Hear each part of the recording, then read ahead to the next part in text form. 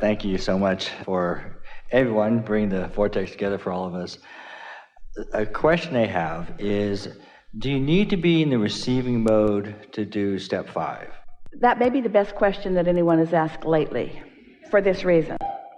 Because step 5 is really about having spent quite a bit of time in step 1 when you've been used to being in step 3. So step 5, the way we've been speaking it, is not being mad at yourself for being back in step 1.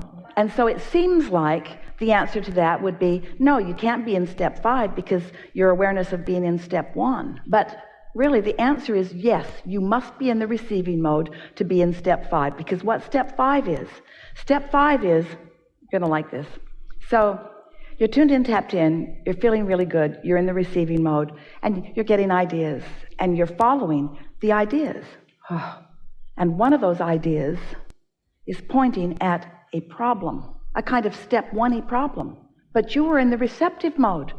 You were tuned in, tapped in, turned on when your inner being guided you to that problem because the solution is so important along the way. If you got that, you're right out here on the leading edge with us. In other words, this is mastery of creation if you got that. If you didn't get that, it's okay. So we'll say it again. Step 1 is, contrast is causing me to ask for things. And in asking, there's often an awareness of what I don't want. And that awareness of what I don't want, if that's the strongest vibration I've got, knowing where I am and what I don't want, even though I've launched what I do want, and even though Source and the universe and law of attraction are mixing it up and helping me, still, I can prevent myself from having that by beating the drum of what put it there. In other words, you do that all the time. It's easy to do. Sort of justifying why you want it by pointing out what's wrong about not having it.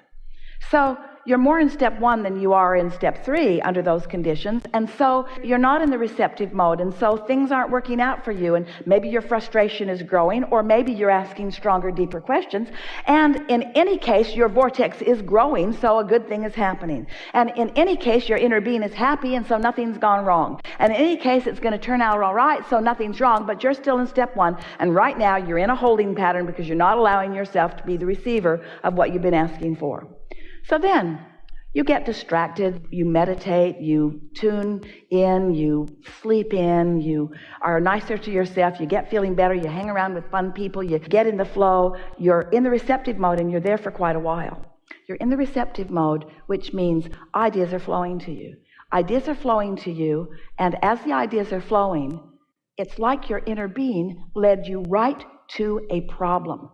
Your inner being led you right into a situation where you witnessed something in your business that really matters to you that was going wrong, and your inner being led you right there because you're in the receptive mode. And it was a step 1 moment that your inner being led you to because you were in the receptive mode. You see what we're getting at? This is mastery of all of this. But you didn't get mad. You were glad. You didn't feel upset. You were so appreciative that you came to know that. Because you can't make good decisions if you don't have good information. And you're making good decisions. And so, yeah, you got to be in the receptive mode to be in step 5. And when you are in step 5, then step 1 does not bother you at all. Now you are like your inner being who knows you were born for contrast. You no longer condemn contrast. You no longer shy away from contrast. You no longer beat up on yourself when you're in the middle of contrast. You appreciate the contrast that gives you clarity. Don't you? Don't you appreciate the contrast that gives you clarity?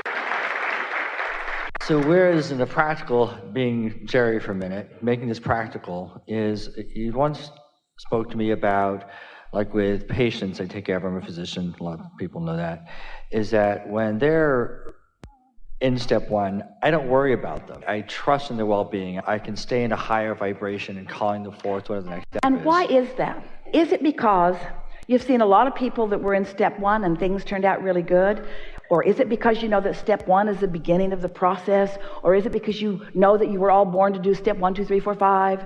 Why is it that you had enough experience to know that you don't need to worry about them when they're in step 1? Yes. So isn't that nice? Your inner being has had enough experience to know that step 1 not only isn't a problem, sometimes it's a clarifying situation, isn't it?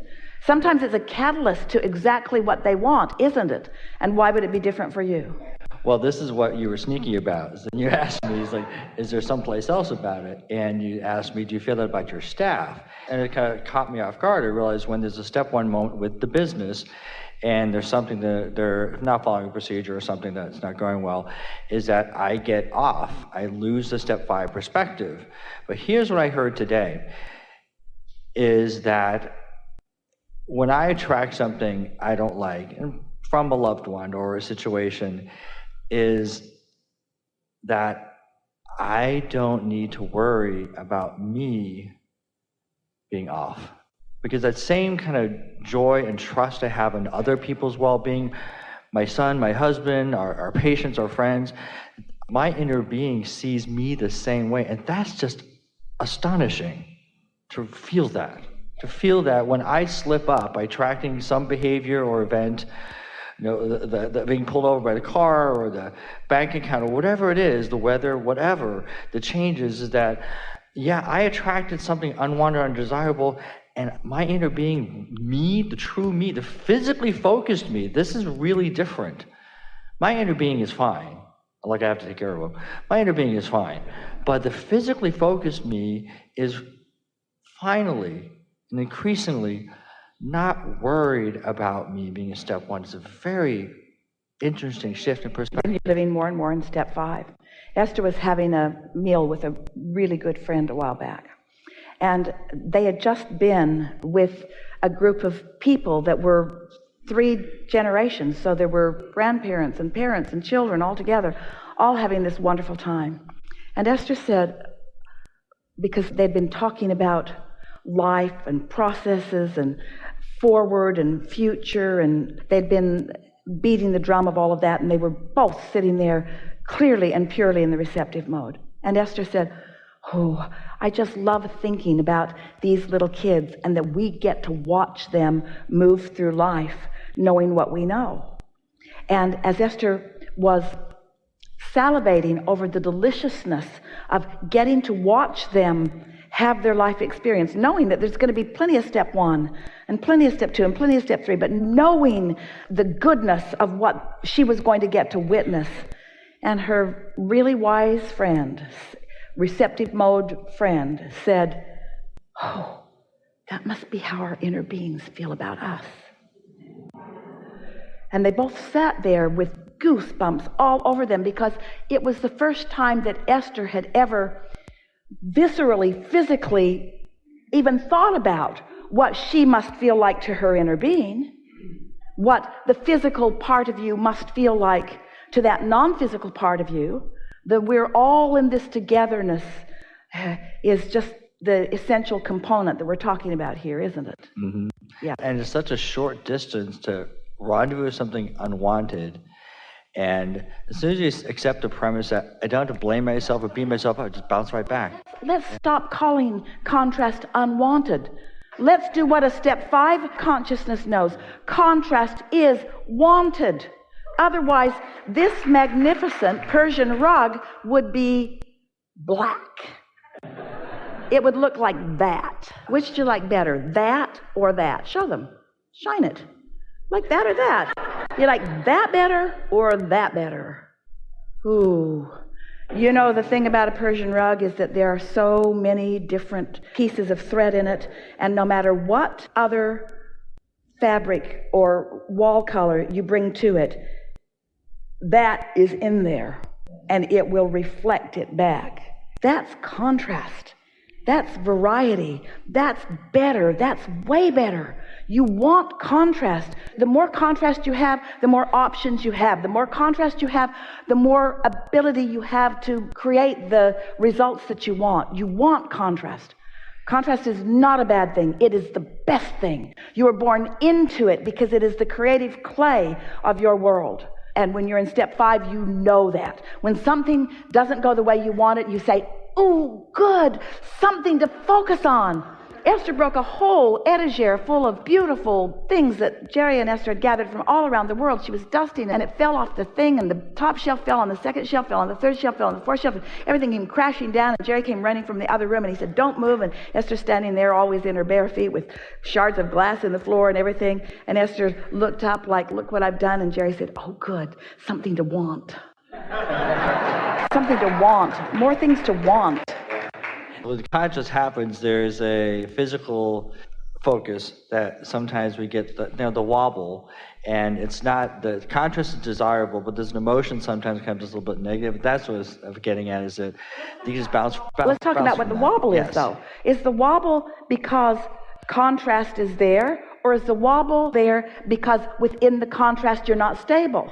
Right, because you're observing something and desire. I'm calling it a desire. I'm like, it's such a brief thing, because I'm easier and easier feeling, oh, okay, that's not something I planned or wanted, but it's good. But I actually do want this because it's clarifying. Like the analogy of, if it's cold, it's just information. You just put a sweater on. It isn't only that you need it, it's that you want it. You want questions because you want answers, and your vortex is full of the answers that you want, but you've got to discover the questions before you're in the receptive mode of the answers. Never said that before. Probably can't say it again. That's really big. You have all kinds of answers that are in your vortex that you're not ready to receive until you ask some questions that make you ready for some answers. So every renegade, every rascal, every person that gives you any trouble, kiss them full on the lips and say to them, bless you for assisting in the becoming of me, because I've come to become, and unless I'm becoming, I'm not happy. I like becoming. It's the most natural thing to me. I gotta become. So bless this contrast and these rascals that bring it. We came to be physical because I wanted contrast. I wanted clarification. I wanted the fun of new ideas, new information. There's no new ideas without some contrast. It's got to be there. Like, I chose to be here physically. More. Wow. More of what? More clarity, more fun, more exhilaration, more life, more love, more appreciation, more good feelings, more goosebumps, more, and more of all of the things that lead to that. Yeah, really good. Yeah. Thank you so much. Really good.